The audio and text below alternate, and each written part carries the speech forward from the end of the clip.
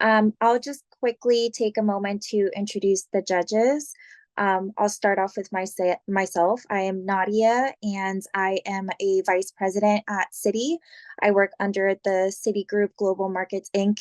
area, specifically focusing in the legal entity risk management for non-banking products. And whoever else wants to jump in, yeah. Hi everybody. My name is Nok Flynn. I'm the corporate controller for a company called McKinstry. It's a construction firm up in Seattle. I'm looking forward to your presentation today.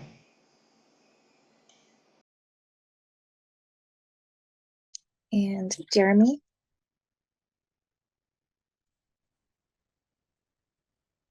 Yes, Jeremy Webb, just getting home here. And I'm a consultant, background in engineering and finance, and happy to be here. This is my second year judging, and it's always been a pleasure to be part of this. Perfect. Thank you very much, judges. I'll go ahead and just do a final remark.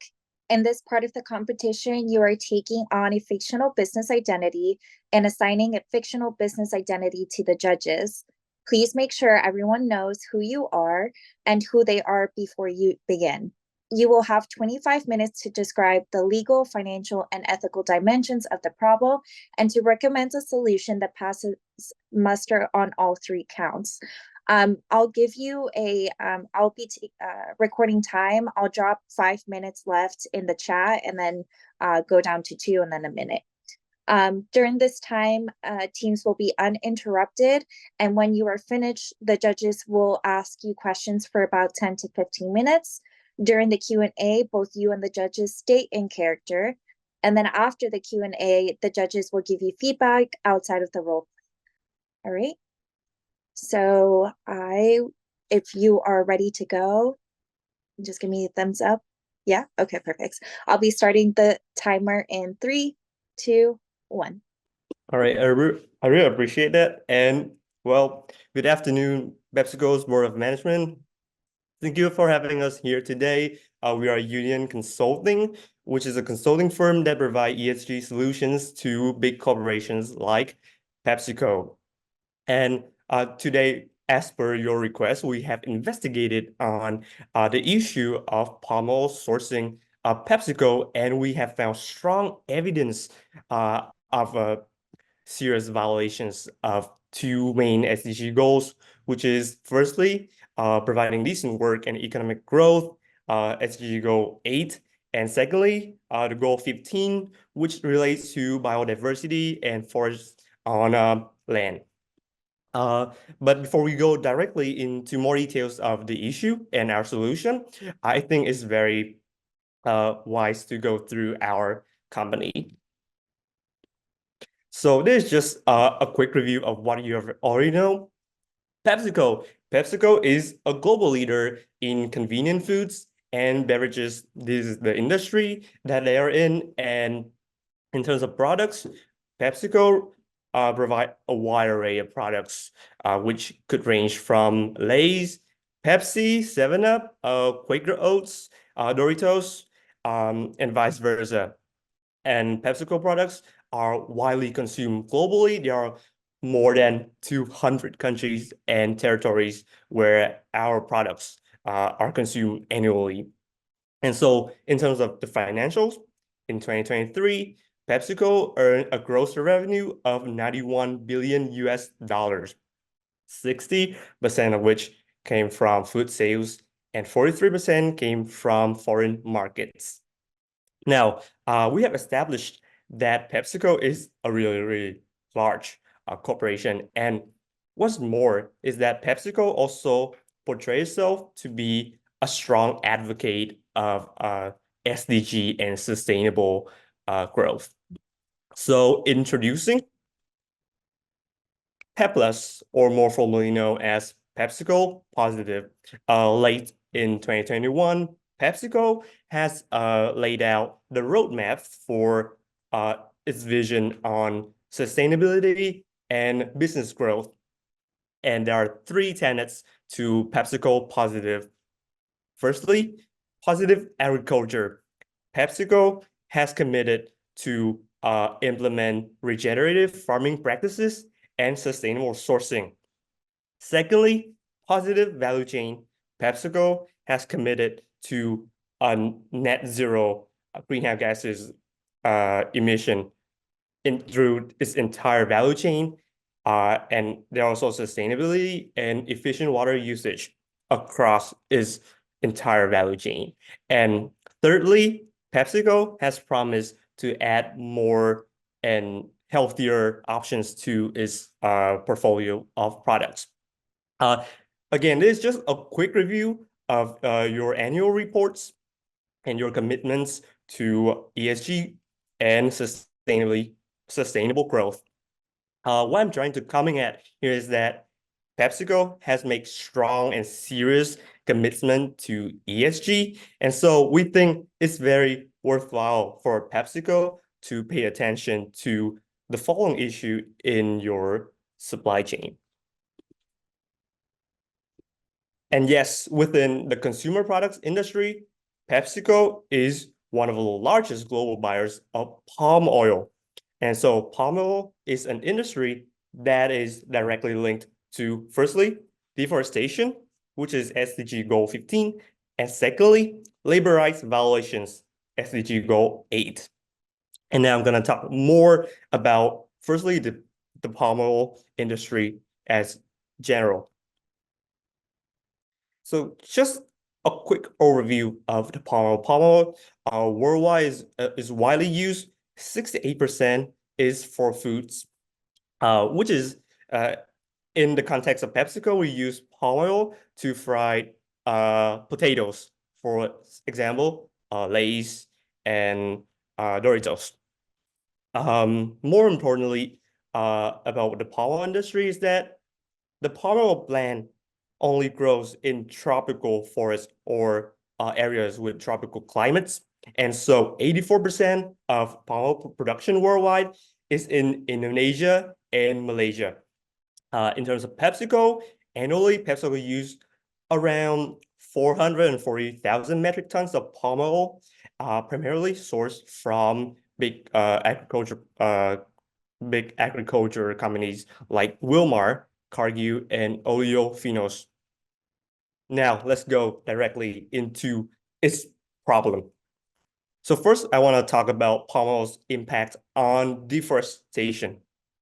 As you can see on the graph on the left, in the last 2 decades, the land use for palm oil plantations has grown by 3 times, from 10 million hectares in 2000 to 30 million hectares in 2022.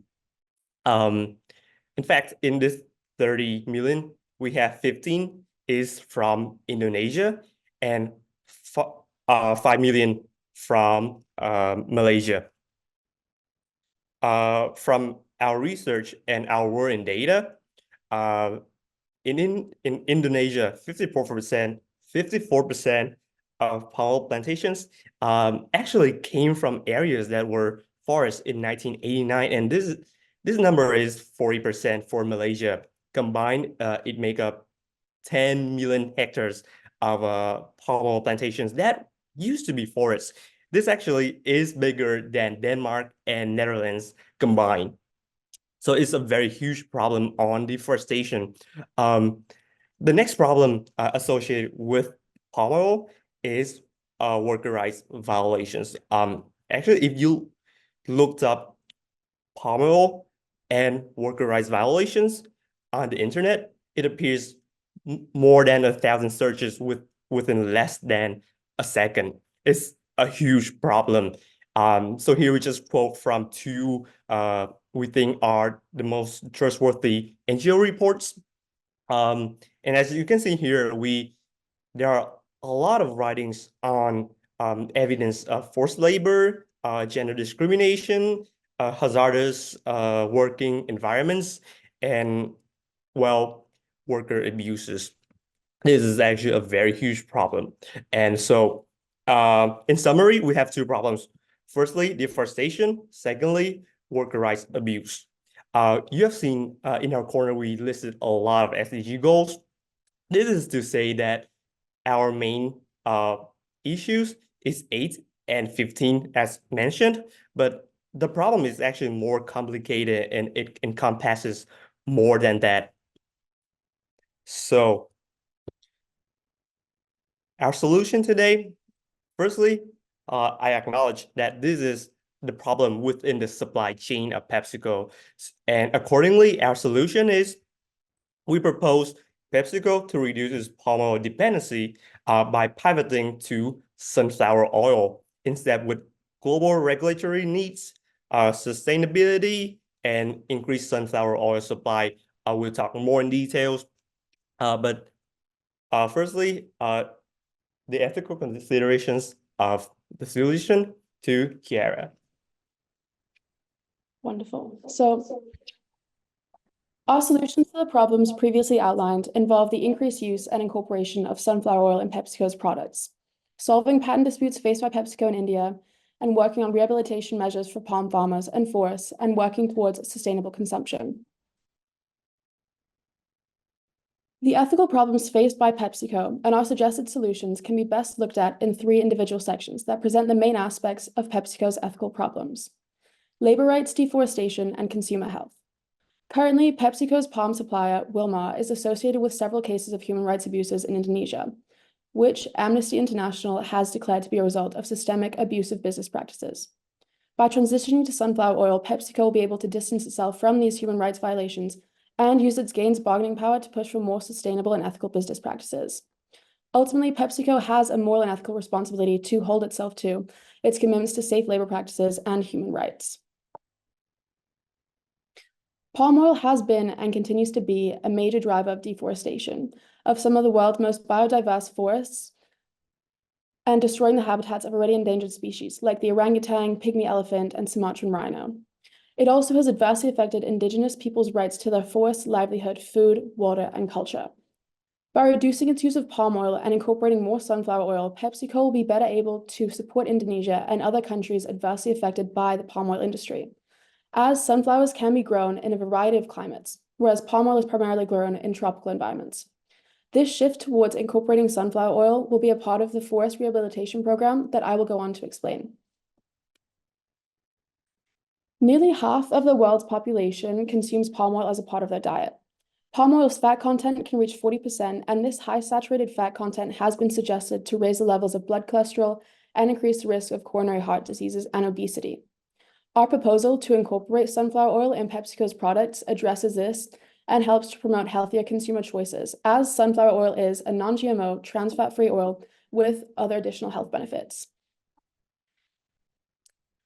The ethical considerations that I have previously laid out demonstrate the serious need for a solution. The solution presented here regarding a forest rehabilitation program will focus mainly on restoration. Restoration is a natural solution for climate change and provides those that are reliant on agriculture with the safeguarding of forests and land that they are reliant on. The United Nations Development Program provides grants for local non-governmental organizations for the implementation of community-based projects, such as the restoration of land that has been affected by the palm oil industry. The United Nations Development Program also has a program specifically for forest restoration and climate protection, which we would encourage the joining of. This program is an important part of the ethical solution, as in July of 2023, PepsiCo issued a statement that as a company, they are committed to conserve and restore 140,000 hectares of land, but this has not been completed. For this program to be ethically successful, it's important for PepsiCo to commit to forest restoration, not regenerative. And the UNDP has recognized that restoration is an important accelerator for the sustainable development goals that we have been describing. All right, thank you. And at this point, I think now that we're about 10, 11 minutes in, it's good to recap some of the solutions we've already discussed. We've already said that sunflower oil is a good alternative, but at the same time, we've also given a solution that's specific to the ethical issues, which is the rehabilitation program that Kira just ran us through. When we look into the legal issues, there's a couple.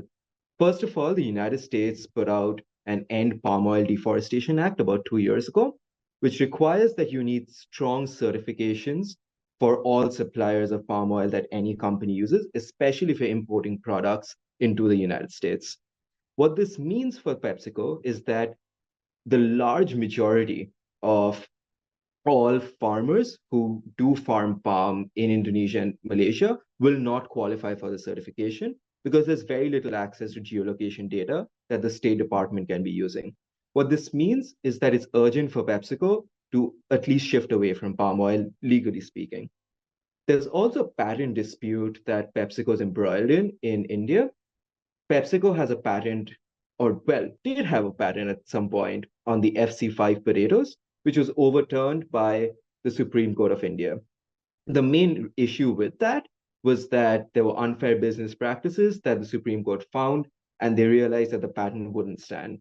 However, there is an offer from the Indian government to invest further into India that would require a lot of the harassment disputes that are already against PepsiCo in South Asia, and they will be dropped if PepsiCo decides to make amends.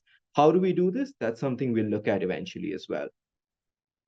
Now, there's also a European Union ban on the sale of goods that are linked to deforestation. This applies to the palm oil that PepsiCo uses. It's not just for palm oil, it reaches to a number of different products, but palm oil is the big factor here.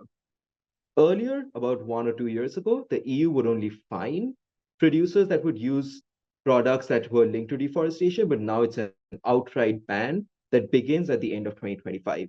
This also means that it's imperative to move away from palm oil. Our solution was to move to sunflower oil, which we already described, but it's imperative that palm oil is not used anymore. There are also accountability laws that are now being placed through the Inter-American Court, which says that all multinational corporations will be responsible for the overseas human rights abuses. That's linked to palm oil as well for PepsiCo. While they will not be accountable within the domestic jurisdiction of a country, it does mean that they will be liable in international courts of law. So given this macro atmosphere in terms of law that PepsiCo's in, what does a solution really do to encounter all of these issues? First of all, when we look at the anti-deforestation laws, especially in the United States and in the European Union, we realize that sunflower oil would comply with these laws. It would mean that sunflower oil can be used in the production process for products that go into these countries. This is primarily because there's a big improvement in the regulatory space of sunflower oil, which is our second point over here. It means that sunflower oil and the countries that produce the largest amounts of sunflower oil have a lot better standards in terms of human rights, labor rights, and sustainability. So given the entire macro space, sunflower oil would be compliant to a number of these laws. There's also the settling of the patent disputes that we discussed.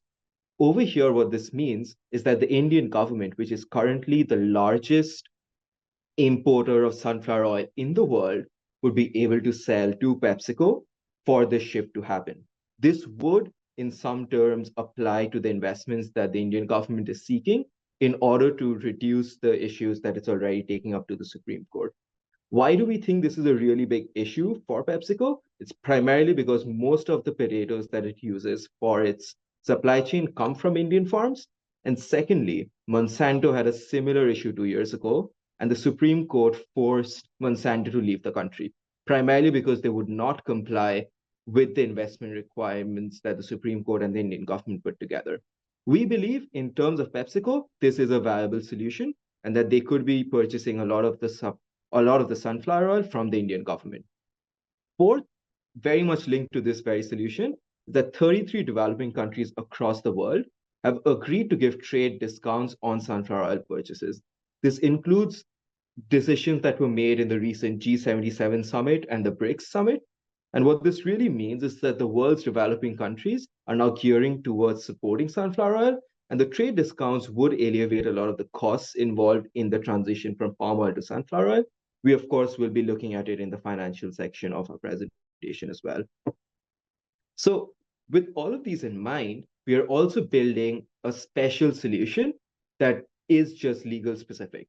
We are primarily looking at the global human rights policy that PepsiCo has and seeing ways that we can amend it to make this a little bit more robust. PepsiCo already has a very robust global human rights policy, but it only applies to its own production facilities. What we recommend is that this needs to extend to this entire value chain because all suppliers need to be held to the same standards that PepsiCo holds itself to. In terms of regulations, the current policy is to look at the lowest minimum standards that the national government is placing on PepsiCo in terms of human rights, labor rights, and deforestation laws. We believe that this should be amended to include the highest possible international humanitarian law and international human rights laws, because sometimes national laws would preclude a lot of these changes.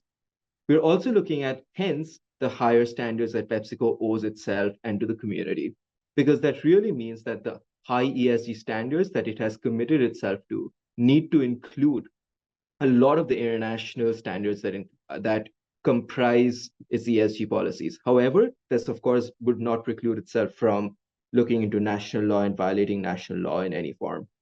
Lastly, in terms of reporting, current reporting mechanisms come directly from workers, laborers, daily wage earners, and suppliers themselves. However, we believe that PepsiCo should be looking at the grassroots organizations, the activists, the NGOs that dedicate themselves to issues like deforestation and workers' rights, because they do have a lot more of a robust mechanism to find a lot of these issues. So we do believe that the reporting mechanism should include the voices of grassroots organizations. Now, on the finance side, the economics of ecosystems and biodiversity, or TEEB, is a 4-year study that was commissioned by the G8 nations, plus the 5 largest developing nations, and hosted by the UN Environmental Program. This study found that the annual loss of value from deforestation is $3.5 trillion. This value comes from a few things. Number one, the impacts of deforestation on biodiversity and the threat that that poses to ecosystems around the world.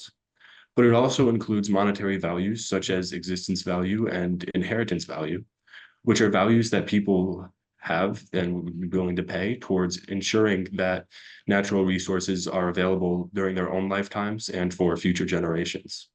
Additionally, this value includes values that come from damages of pollution increases and decreases in tourism. Moving on to Pepsi's own impacts on this, 2% of global deforestation is attributed to palm oil, and close to 0.6% of that deforestation is attributed specifically to PepsiCo.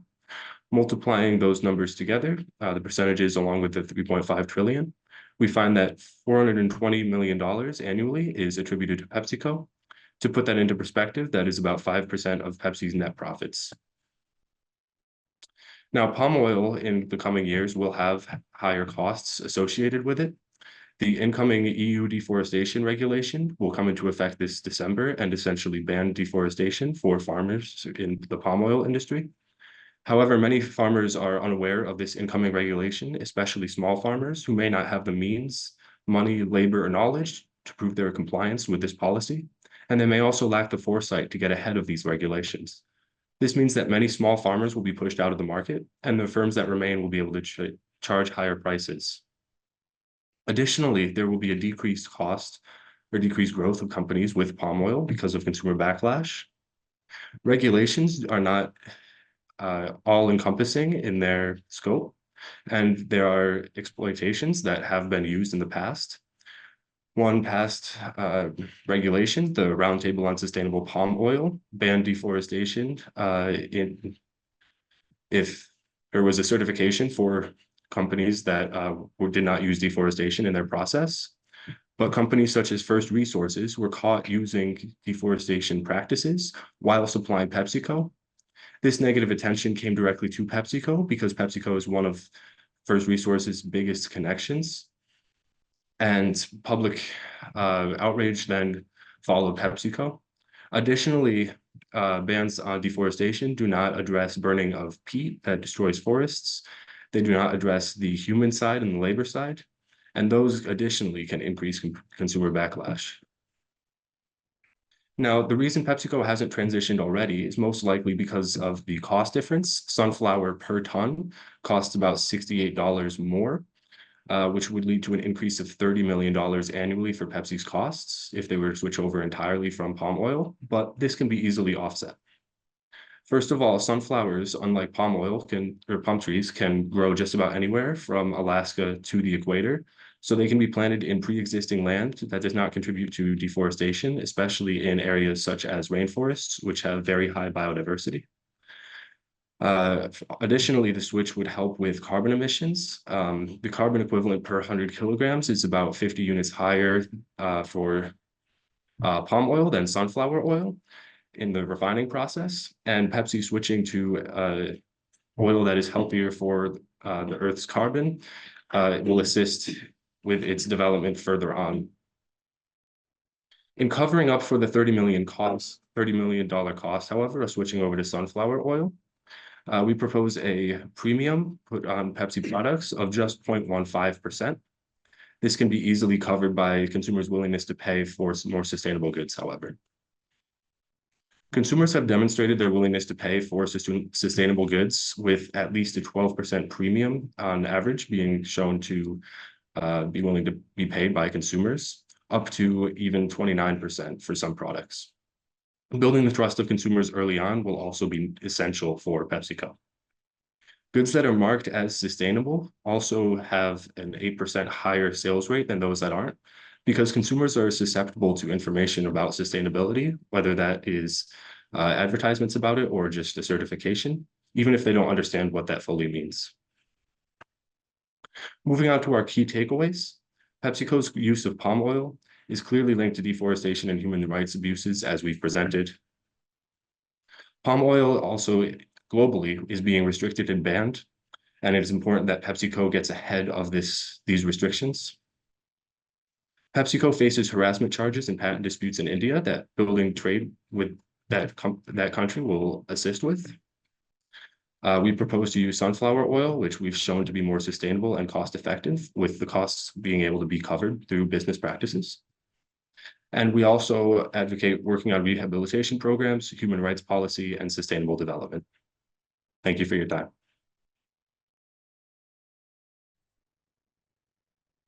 Perfect, right on time.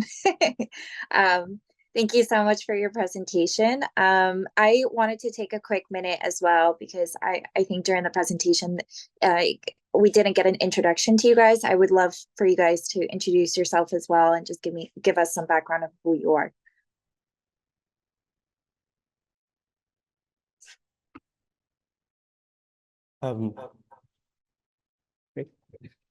Hi. Sorry, technical issues. Hi. My name is Doug. I'm a consultant at Union Consulting.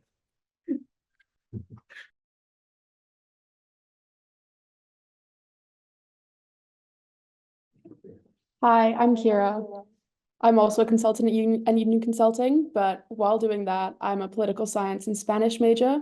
I'm from Ireland. Hi, I'm Parikshit. I'm an economics and anthropology major, but I also have a concentration in global development studies. I guess I'm part of Union Consulting too.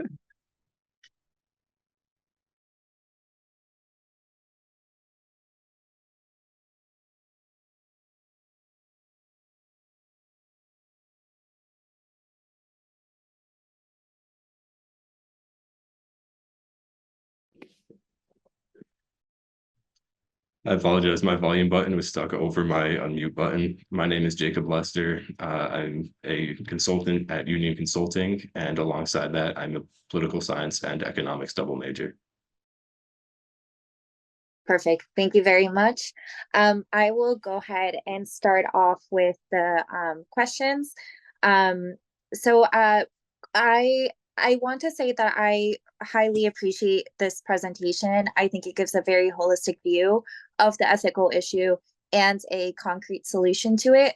I guess, like, for my personal knowledge, what is the standard from a human rights perspective on the production and everything that has, well, specifically the production of sunflower oil? My understanding again is that the palm oil doesn't have a very good background in human rights, but I just want to understand from like a human rights perspective the sunflower oil environment. Yeah, for sure. Thanks for the question. So in terms of sunflower oil, I think the first thing that we look at is the countries of origin for most of the sunflower production in the world. That usually comes from Eastern Europe, Uzbekistan, Brazil. That's where about 95% of all sunflower oil is produced. In terms of the human rights perspective, this is traditionally what agriculture would normally look like. The contrast to palm oil would be that there's no deforestation, there's no taking away the traditional lands of people, there's no forced labor compared to palm oil. We tried to do as much of a review that we could do of the human rights of sunflower oil, and it seems like it's traditional agriculture across the world that's supporting most of the sunflower oil production. Largely in terms of how it's produced and sold, it's that sunflower farmers across the world would be selling it directly to refineries, where a lot of the oil production is happening, and then it's sold off to countries.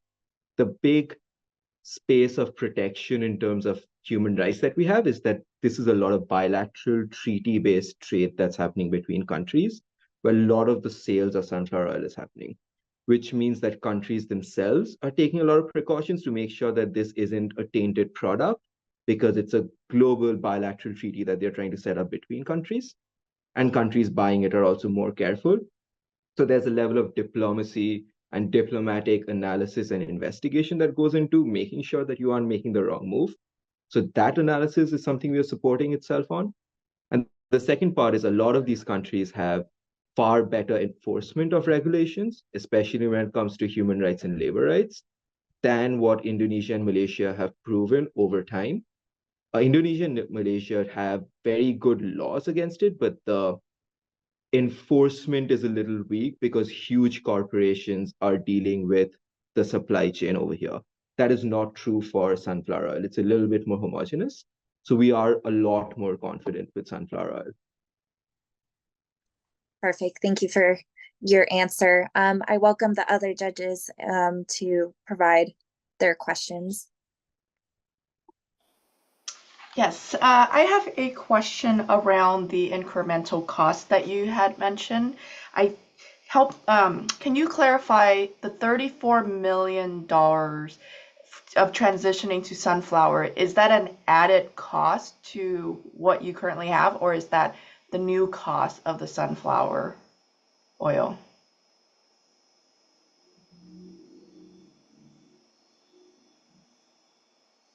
So that is the added cost of switching over to sunflower oil. And what we're proposing is a 0.15% increase in sales of PepsiCo's food products. The food products are the ones that contain these oils. So that cost there is what addresses the additional cost and the difference of $68 per ton of oil switching over. But we believe that the research supports that consumers are more than willing to pay that price. They're willing to pay upwards of 12%. And Gotcha. I noticed in my research that there's actually a disconnect at times in terms of companies not realizing the actual potential of consumers who are willing to pay extra costs, especially with younger generations who are more connected to news about sustainability and where sustainability will play a larger role in their future. Thank you. I just have a quick follow-up question to that. So it's an incremental cost to the existing cost. So as PepsiCo shareholders, why should I really care if this is going to be added cost and changes in price for the products? How is this going to impact my earnings and my shares?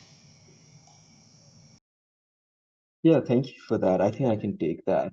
So I was looking at the shareholder annual general meeting reports of PepsiCo as well, and there is consistent concern that's being put across in the shareholder meetings about the human rights violations and the deforestation issues that are coming up globally. There's also a lot of litigation around this. So in terms of whether or not shareholders have the want for such a change, I think that's quite clear in the demands that are being made of the company over the last 5 years. In terms of the $30 million in cost, that is under 0.1% of net sales for an entire year.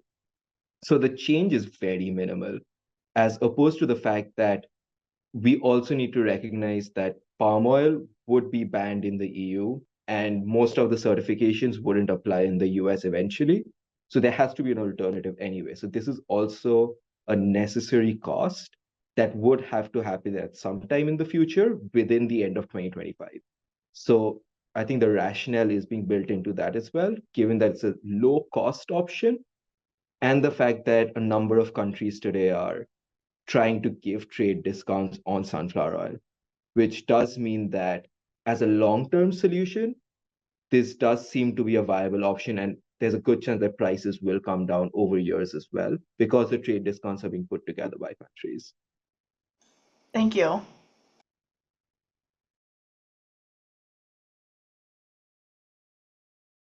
I guess, can I do a follow-up question to that actually?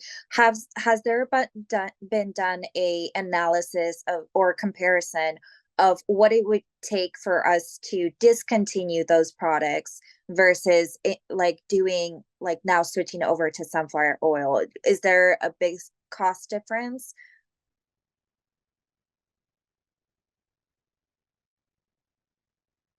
Yeah, I think we had a look at that, and what our realization was then, none of the products will have to be discontinued at all because this is a change in the inputs itself. And what this really means is that a lot of the products that are sold globally do already use sunflower oil in some cases, or it's part sunflower oil, part palm oil, because palm oil is just a little bit cheaper. So no products will have to be discontinued. It's just a shift and a replacement of palm oil to sunflower oil. What we also looked at was the utility of doing that. And sunflower oil is quite comparable to the utility that palm oil would give them in their production. It's just a little bit more expensive, which is why they have not done the change yet. Plus, what we've also realized is that sunflower oil was very expensive about 3 years ago, but that price has dramatically fallen. So it's also like a timing question where like 3 years ago, they wouldn't have done this at all. But today it seems quite plausible to do. Okay, thank you very much. And that helped answer one of my questions as well, is that timing and cost question. But this is kind of a two-part. Did you look at the potential, and I'm taking this from the perspective that some of this could take place in the industry without PepsiCo doing it, as opposed to how much we are involved in making the change. What are the effects on the palm oil industry as we exit? And the other part of that question is what things will transfer over as we start requesting more and more of that sunflower oil?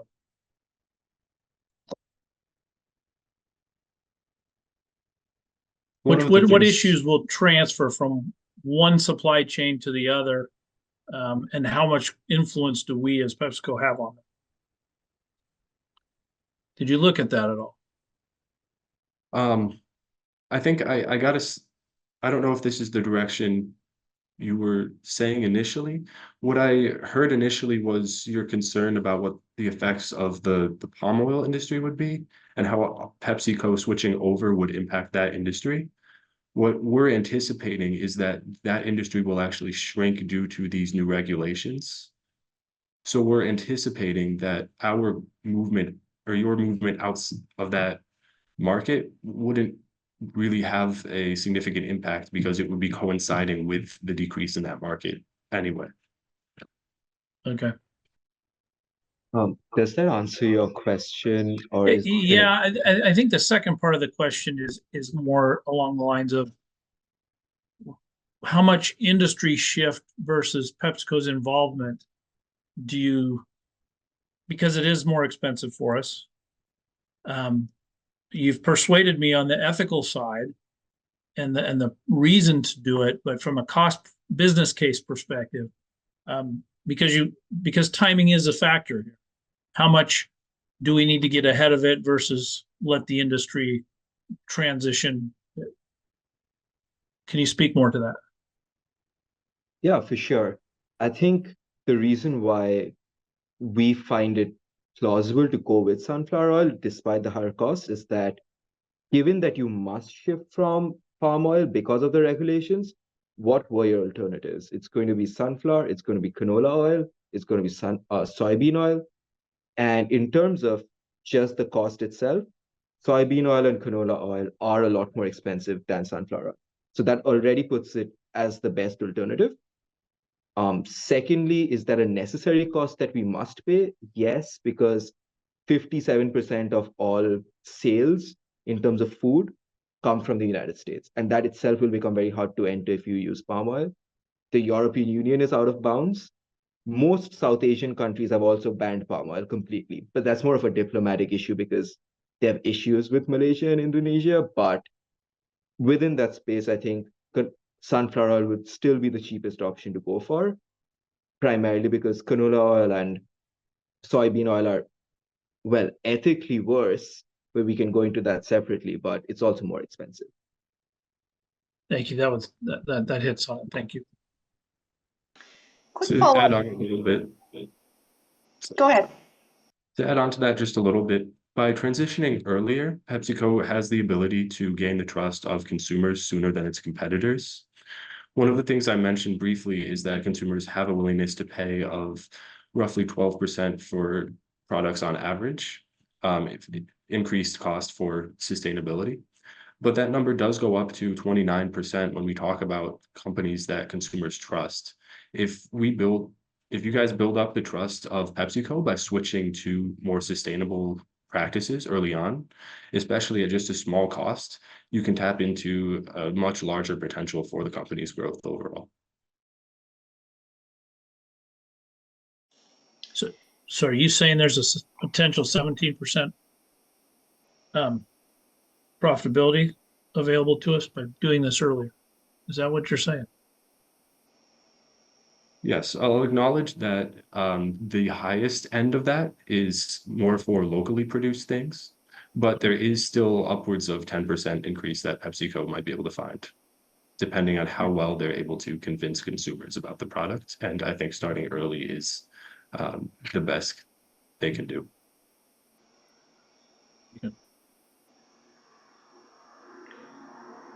Quick follow-up question on the sunflower oil. So I think from a cost benefit perspective, I might be convinced. I am interested in understanding the supply side. With the industry shifting over, there is a potential risk that PepsiCo isn't going to get the supply it needs, and we're putting a lot of our eggs in the basket. So is there a strategic opportunity for us to lock down some of the supply early on before the entire industry decides to shift over? Right, of course. So when it comes to sunflower oil, there's a couple of dynamics playing here in terms of production. The first is that the Indian government is willing to support and is already planning on increasing sunflower imports that it's already doing, which already works in terms of the quantity of sunflower oil that's available, because most of the chip manufacturing for PepsiCo happens in mostly South Asia. The second part, in terms of the total global supply, what's interesting is that Brazil and South Africa are already aiming for this because the BRICS countries together are working in terms of increasing sunflower oil production, primarily because they've also created a bloc against palm oil. So the first thing that happened about 7 years ago was that they tightened restrictions on palm oil, but over the last 2 or 3 years, there's been outright bans because the indigenous sunflower industries have also taken up. So what we do see is that with the prices already going down and being competitive with other oils, it is very likely that, number one, the supply is going to be sustained, but secondly, countries themselves, as a matter of domestic policy, are taking on the challenge of producing more sunflower oil because it's meeting a lot of regulatory standards that a lot of other countries are placing on them. So the current estimates until 2030 is that production of sunflower itself will go up by about 30%, which is mainly going to be driven by Brazilian and South African production. But there's also a little bit of increasing Chinese production that's coming in. So in terms of whether or not there'll be enough to sustain this over a long term, I think there's reason to believe that's happening because it's a larger shift in the vegetable oils market space that's being done, especially in like a G77 and a BRICS context. Thank you. Hi. I just want to build up on that, since you mentioned about the risk of switching to sunflower. I acknowledge that's a risk, but I guess also we should acknowledge that there are also the risk of staying the same, which is continue to source tons of palm oil. Like on the top of my head, I could include firstly, the risk to our supply chain. So suppose our palm oil sourcers, they are not doing their business sustainably, and when the litigations come to them, that would affect our suppliers, and so we're pushing up our cost of goods sold. For example, another risk if we're staying the same is the reputation risk. If we're staying the same and our suppliers not doing sustainably, then it might affect our revenue. In our presentation, we mentioned about the customer backlash, and also the risk in terms of the PR cost. There's a lot of risk to manage consumers' expectations and in PepsiCo. Thank you. Thank you. Perfect. Well, I just want to be respectful of time because we're nearing that 4 o'clock end time.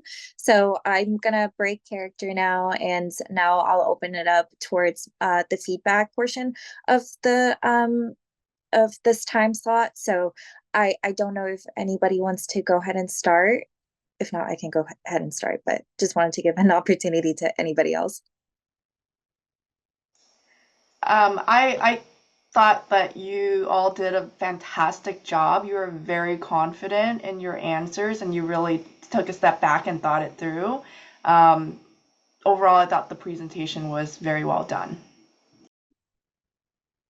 Agreed. Very well done.